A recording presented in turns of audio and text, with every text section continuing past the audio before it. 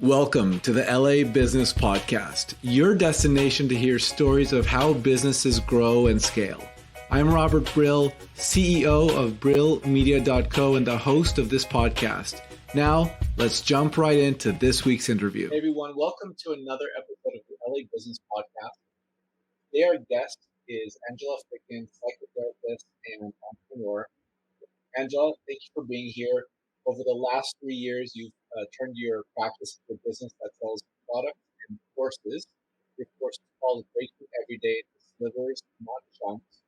Angela, tell us a little bit about your journey to become a psychotherapist and how you turned that knowledge and entrepreneur. Well, first of all, thank you so much, Robert, for having me. This is such a fun opportunity to talk about the journey, which is all entrepreneurs know. It is a journey. So I got my start at McLean Hospital, which is one of the world's psychiatric hospitals here in Belmont, Massachusetts. So I'm right in Boston. And it was there that I was really able to learn from some of the best people in the country with training in depression and anxiety disorders. And from there, I was trained in some of the kind of gold standard therapy modalities to treat stress and anxiety, cognitive behavioral therapy and dialectical behavioral therapy. I won't go into the weeds with those, but they are gold standards in treating stress and anxiety. And from there, I left McLean after years of being the senior social worker on one of the units there to Harvard University, where I was a primary therapist for undergrad and graduate students. And it was there that I was really able to finally follow people for a long period of time. And being at a hospital, people don't stay very long. And at Harvard, I was really able to spend really quite some time with students, learning how to fine tune my skill set that I had and seeing the pressure cooker of environment, but the skills that I had and the expertise I had was really helpful for them in kind of managing their own stress and anxiety so that they could have a flourishing career, not just academically, but socially too. And after that, I decided, okay, I've always wanted a private practice. I want to hang up my shingle full time. So I made the leap after the push of my husband to say, like, you wanted it, just do it. So I did. And it was then that I thought my journey was complete, that I hung up my shingle. It was my dream. I did it.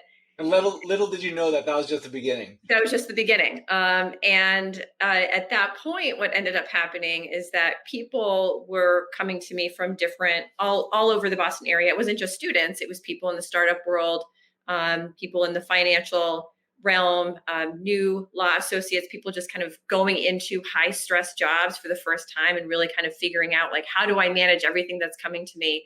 And what was really exciting is that what I was able to teach them, they were finding life changing, that their job didn't change, but how they managed stress did. And so their happiness factor increased. So it was a wonderful experience to be able to see. But what the feedback that they gave me was that you were really hard to find, Angela. It took them months or even years to find a therapist that had the skill set I have. I thought Boston is not a big city. You can literally walk the city in a day if you wanted to hit all the hot spots. They thought, okay, if you're having a hard time finding me, who else out there might benefit from what I can teach?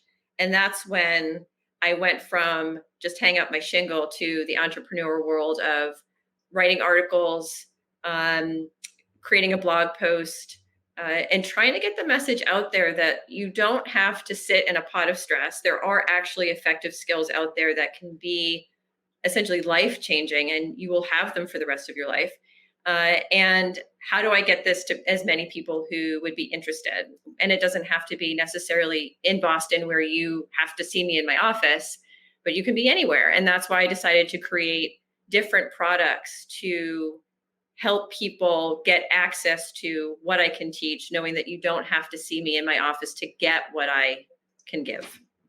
So, I mean, did you find that your patients were coming to similar conclusions? Like, you must have seen a commonality across the people you were seeing. Can you share your process on how it's hard to create a course. I mean, I've tried and I haven't done it successful. It's not a particularly intuitive thing, at least for me. Like, what are the steps that you take to create a successful course? I mean, it's clearly something everyone wants, right? People want to have stress relief. Yes, and it was an undertaking. I call it my mini dissertation because that's what it felt like, and I wrote it, 6 months pregnant too. So it was a really big project, and I just went through all the areas that I kind of see people come into my practice who are looking for stress relief. This is relationships, self care, their relationships with themselves, family, um, challenging relationships at work, whether it's coworkers or your boss, or just managing productivity at work. So, procrastination, perfectionism. A lot of people in high stress, high power jobs do have a level of perfectionism, which has been incredibly helpful for them and the reasons why they're successful, but it can also backfire. And I just went through my Rolodex almost of who comes in, what are the problems that I keep seeing, and that stress does impact every aspect of our life. It can. So I really wanted to give a full, robust course so that no matter what is happening in your life, whenever it's happening, this course will touch on that. So if you are struggling with negative thoughts, for example, this course talks about how do you combat negative thinking? How do you stop self-doubt from steamrolling and really take charge and look at the reality of your successes? So if you're struggling with that, you can pick that up. And in 6 months, if you realize, wow, I'm having a really stressful time at work, my productivity's down, there's a module for that. So this course, you can keep going back to no matter kind of what area in your life stress is coming up. So that's why I really wanted to create a robust course that would be no matter where you are in your life, you can find benefit to this. How do you, and so how long is how long is a course? Like when you're a customer of it, like how is it broken out, and how do you think about the different modules? Sure. So it's 7 modules, audio and written. Like I said, it's kind of my dissertation, so there's definitely a written part.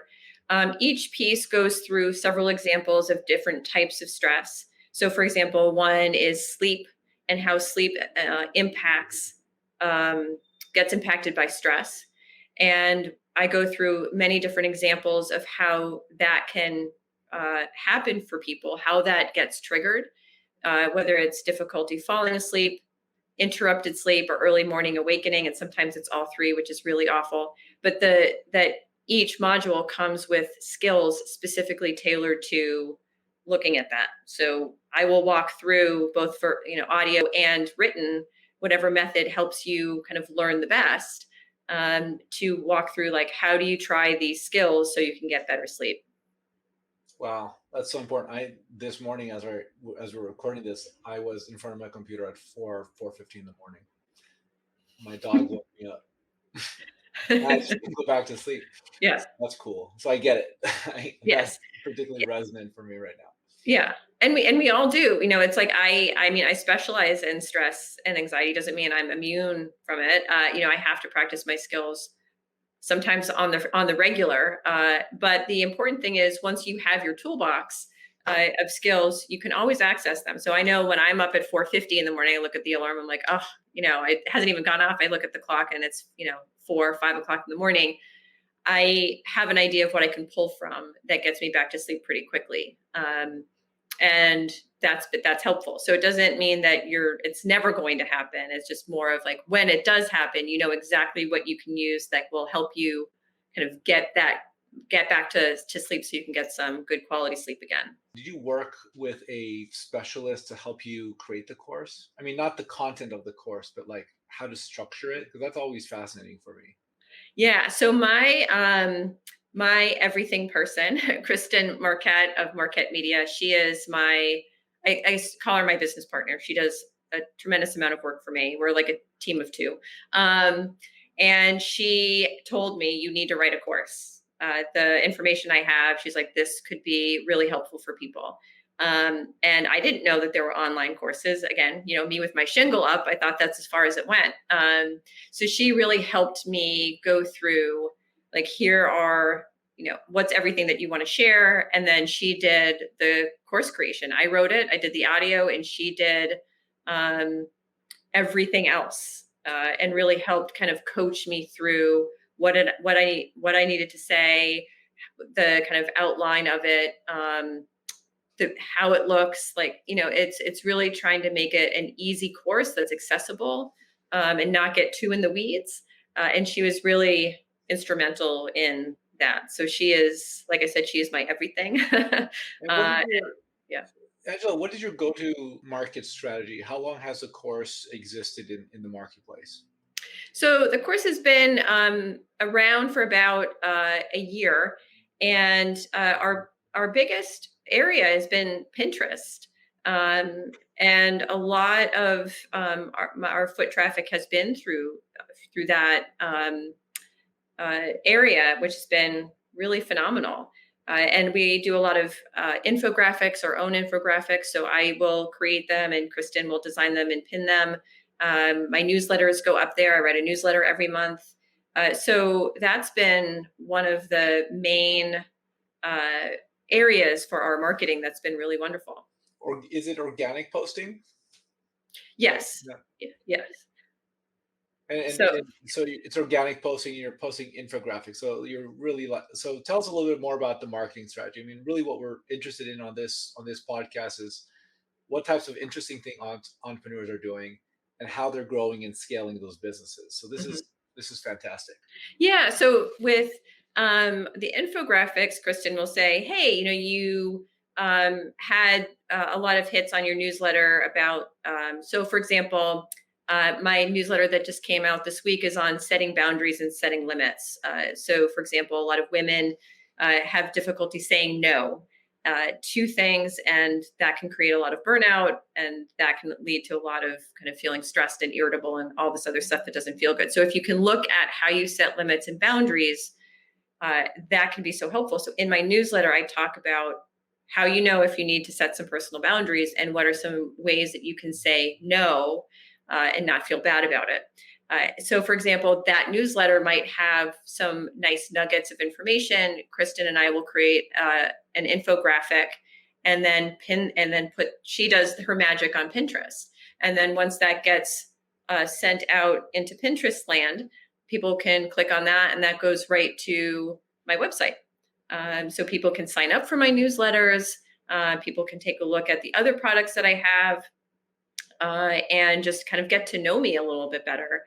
So that's been kind of one of our main, like, gold standards for marketing. Fascinating. Do you find that most of your customers, or the folks who are taking your course, are they women? They are.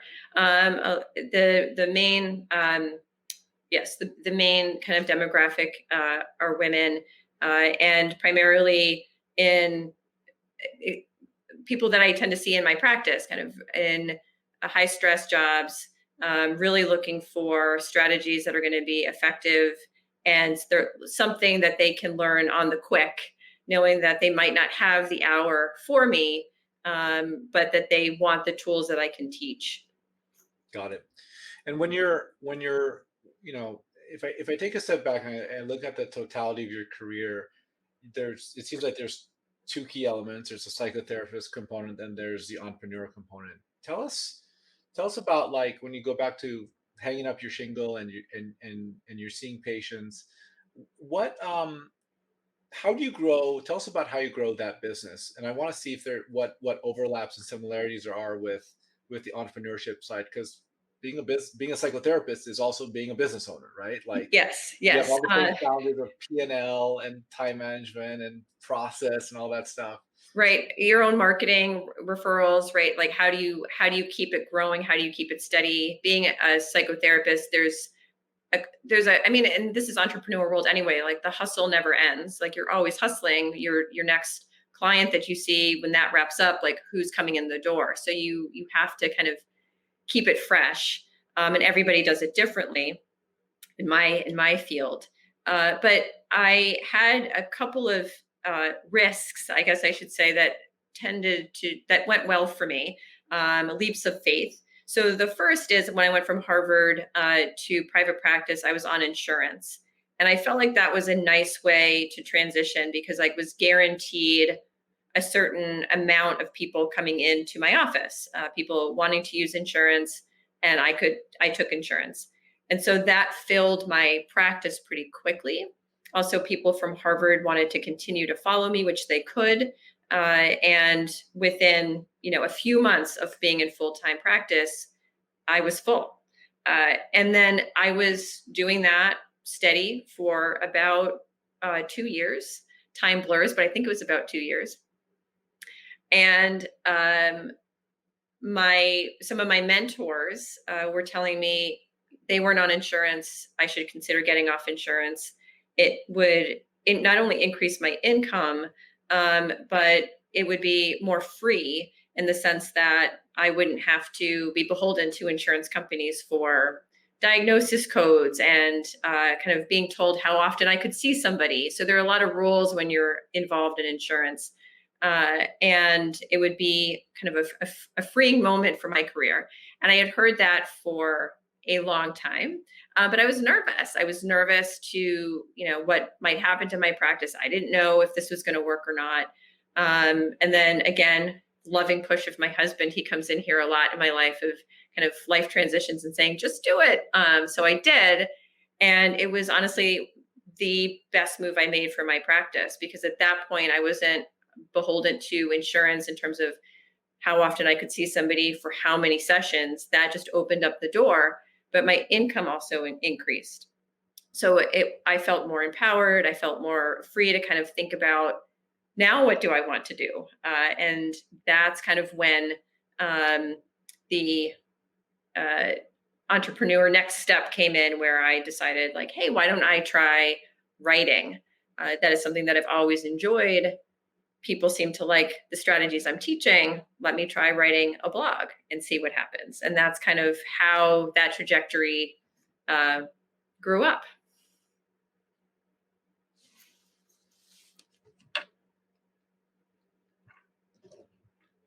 Oh, you know what? I'm sorry. I can't hear you. My fault. Totally my fault. I muted myself. I like muting myself. So you had your practice for 2 years, and you saw more freedom. When you made the transition, did you make the transition to the course, or did you make the transition to taking taking patients outside of the health insurance? Which, I'm sorry, I missed that. Oh yeah, sure. So I went from insurance to no insurance. That was Got the it. first step of like inching my way out towards let's see where this goes. And the course came maybe years later. It was a process. And I think part of being an entrepreneur is you're taking risks all the time, and there's no manual for what you're doing.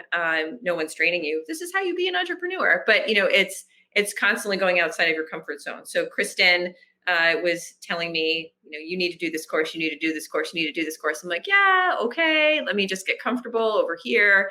So it took her some time for me to finally get it. Like, okay, now I can see myself writing this course.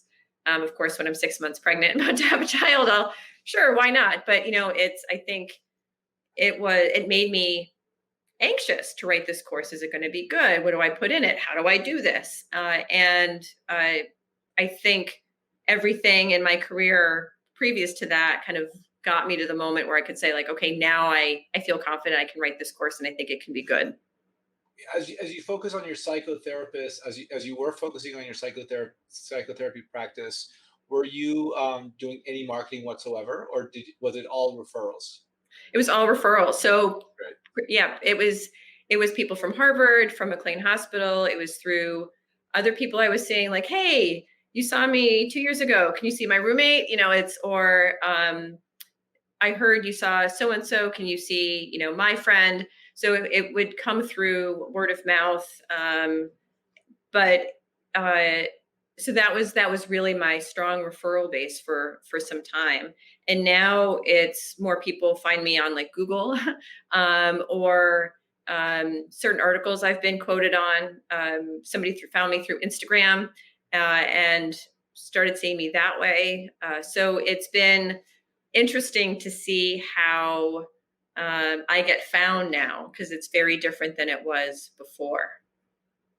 That's interesting. So, I mean, writing and getting quotes and having some social media is a great. I mean, it's all referrals at the end of the day, and Yeah. I imagine that if you have the testimonials and you have the word of mouth, that's the best type of business to be in. Mhm. Which is how we've grown as well, right? Like, I think the difference though between your type of business and our type of business is, at least for ours, we maxed out. I mean, we have all the referrals that we've taken, and it's relationships that I've built over the course of my career, and now it's time to like span out. It's very different than, I think, when something has to be, when there's a health component, you definitely want the best, right? And you're Mhm. only going to get the best when you are spoken for from someone else who's trusted. So Yes. Yeah. that's the business. Yeah. And it feels really good. Yeah. I mean, it's a great feeling to know that you are, like, I'm effective, right? Like, that feels good to know that somebody came in feeling one way and left feeling better and more confident, and being able to see that transition and be a part of that is, like, I guess Do you that's my jam. do you have any? I feel like the pinnacle of um, health practitioners is writing a book, maybe writing in journals, certainly. Mhm. But like the minute when you're ready to break out and you're trying to become, like I look at Professor Scott Galloway, right? He's an educator, right? But he's broken out by writing books, having businesses, and he's on podcasts. Do Mhm. you have any aspiration to write books? Because a lot of people feel that when you write a book and you're an author, that's the next level of global success or national success. Yes, it's funny that you say that. That is in the goal for 2021. Wow. And we're probably going to start working on that this summer, and working on kind of chapters and ideas of, content, what might be most helpful for people, and how to kind of put that together. So that is actually on our to-do list, with some exclamation points. So that's interesting that you brought that up. Yeah, I was just going to ask you, what does 2021 look like? How did and if there's any other stuff around 2021, I mean, like how do you allocate your time? Is how much of your time goes to the practice? How much goes to the course? You even do any marketing for the course? I mean, I understand that there is marketing being created, but is it your marketing person? How much impact do you have on the day to day of the marketing of the course? Yeah. So Kristen does all of the marketing, and she certainly, we collaborate in terms of any email sequences we need to write, the sales page, pictures, aesthetic, um, the feel of the brand. That is definitely the both of us, and then the execution is all Kristen. So that's kind of how we do it, and then with my practice, there is a slight ebb and flow. I think a lot of psychotherapists in the pandemic have certainly said their practices have been more full than ever. That is certainly true for me. And it's been a hard juggle between, um, my private practice and being full, and then having time to do the brand work, which I very much enjoy and want to do more of, and Yeah. being full, and being a mom. So it's like this, like, how do I allocate my time today? And I think that's just what I've had to break it down to, is just like every day is going to be different. What gets my time, based on kind of that priority. Um, Well, I imagine that with your course, you really have the ability to impact a lot more lives than you do with your psychotherapy. Um, just it's a little less deep psychotherapy. I imagine long-term relationships with folks. But if your goal is to impact a lot of lives, I mean, that's the web is the way to do it. Digital communication, right? right. Yeah, and I think that's the juggle between knowing that, and trying and wanting to honor the time with the people I see. So that's the kind of the ongoing work for myself is, how do I find that balance, knowing that this is really important. This gives me more reach, and it gives access for more people. So it makes sense to really kind of allocate that time, and knowing that that balance constantly has to get recalibrated.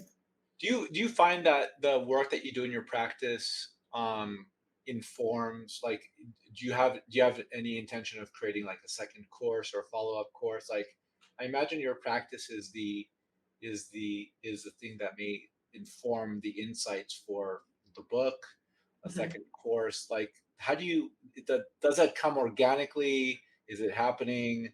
How do you think about that, or is it just something that's just a natural flow and you don't, it just is? Yeah, so I think it's a mishmash of everything, right? So sometimes, I mean, I'll be going for a walk and I'll think, oh my God, this is a great topic. I want to write about this next month for the blog. Or um, I recently got a toddler course, because my daughter's 3, and I thought it was such a great course. It was video. It was really simple. I thought, why don't I do a mini stress management course, 3 modules, keep it simple, make it video, and that's actually in the works right now. So it's sometimes it happens or organically, it just pops to my head, and other times it's like I will actually be taking my own course or doing my own reading, and through that I kind of gather ideas. So right now it's the next kind of thing that I'm working on is a mini stress management course, 3 modules, uh, working on cognitive behavioral therapy 101, essentially, how do you combat negative thinking and self doubt, talking about boundaries, how you set them when you struggle with saying no, and that can be in so many areas. And then the third piece is how you know the difference between good stress and bad stress, because we can have good stress and it can be incredibly effective. And you want to know the difference.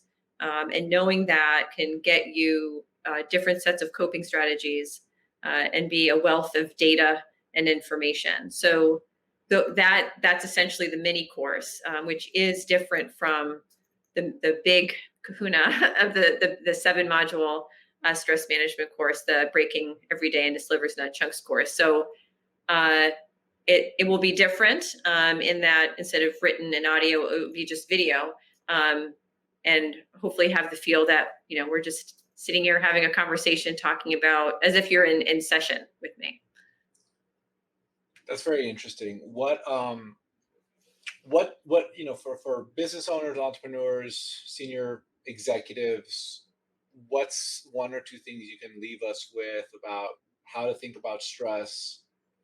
I think even something as simple as paying attention when something happens is often a good first step in really understanding that I feel this way because of stress or whatever the case is. Mhm. What are some of the ideas that business people should be thinking about as we go about our day and we might encounter stress and Sure. what that affects us? Yeah. I think the biggest skill I recommend, is first taking a look at, why you are feeling stressed. Like, where is it happening in your life? And what I've been seeing recently in the working world for people is that, especially working from home, you're always working. You can always work. It's different than, hanging up at 5 o'clock to go have some drinks with some friends and then, dinner, and then you're home and you're at the gym and you're having a life. It's so different. You can just work. Notifications are on. People are checking email at 10 o'clock at night from bed. So it's been, and then people are saying, I don't know why I feel stressed. It's like, you feel stressed because you're always working, and you're not shutting it off. So it seems simple, and it is, but it can be hard too, where you have to look at your time as a hot commodity, and who and what gets your time and how you want to spend your time. So it be, you shut off the notifications after 5 o'clock. You kind of make sure that you're not responding to all emails at all hours of the day, but you can kind of pick one thing and just try it out and then go to the next thing. So I have people in my practice that have started shutting off notifications after 5 o'clock. And it's felt stressful for them because they feel like they have to be on, or they need to be found, but they realize, okay, notifications are off and the company didn't go bankrupt. Nothing burned down. And then the next thing is, okay, maybe I won't respond to these emails as frequently. Nobody needs to, these emails aren't urgent. I can wait till tomorrow. So there's these small things that you can actually do to help you reduce your stress. It usually is kind of looking at how you're working and how you just want to make these small shifts that can kind of give you the most bang for your buck. The other thing that I tell people is to think about what you want to put into your life periodically throughout the day that's going to help you refuel your well-being tank. And it doesn't have to be about moving mountains. It's the small things that can really give you the most big effect. So for example, it could be getting up and stretching every hour. We're sitting all day, most of us anyway. It's how do you get up and just move your body? Hydrating and getting up and getting some water. I have people that weren't going to the bathroom. They were just sitting all day. I'm like, go to the bathroom, take care of yourself, eat lunch, take a lunch break. It's like people, the company, it's just not going to, implode because you decided to take 5 minutes for yourself.